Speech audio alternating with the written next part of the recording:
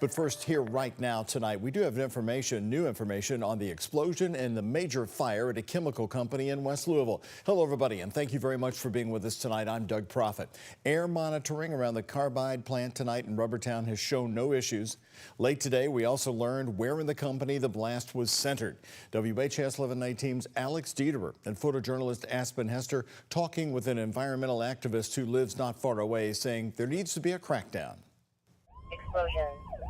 4400 Bell Lane. It's definitely been a problem area. Not the first time fires have been put out at this Carbide Industries chemical plant in Rubbertown. This city has not done its job in protecting the residents who live in this area. The latest explosion at the plant brings out frustration from Ebony Cochran, who lives in the area and is an advocate for environmental justice in West Louisville. All of these chemical facilities, whether they have exploded or caught on fire before, they're a potential for people to die, including workers. PRP Fire Chief Jason Myman assured all employees were accounted for and no injuries or damage to other buildings was reported. Air quality is maintained to be no threat to the public. Original reports were that the furnace had exploded, and that is not the case. Preliminary investigations found that there was an overflow of product from the furnace that landed on the ground, which they believe caused the explosion.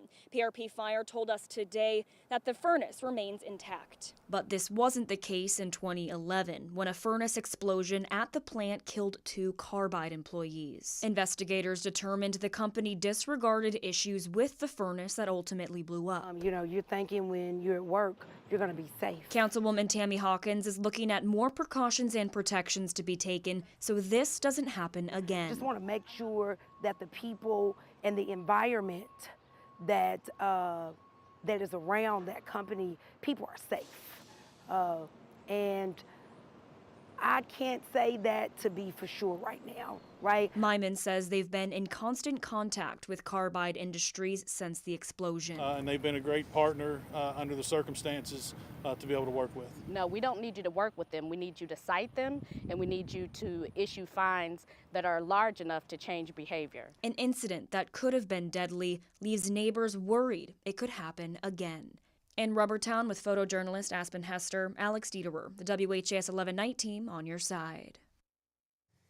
And more on this story right now tonight. We have late word tonight from Jody Myman, the director of Louisville Metro Emergency Management Services. Here's what he's telling WHAS 11 News. The remaining small fires are being watched tonight by trained plant personnel and are burning in an area away from any structure until they burn out. Myman goes on to say there is still no risk or threat to the public or the rest of the plant. Carbide will continue their damage assessment, he says, tomorrow.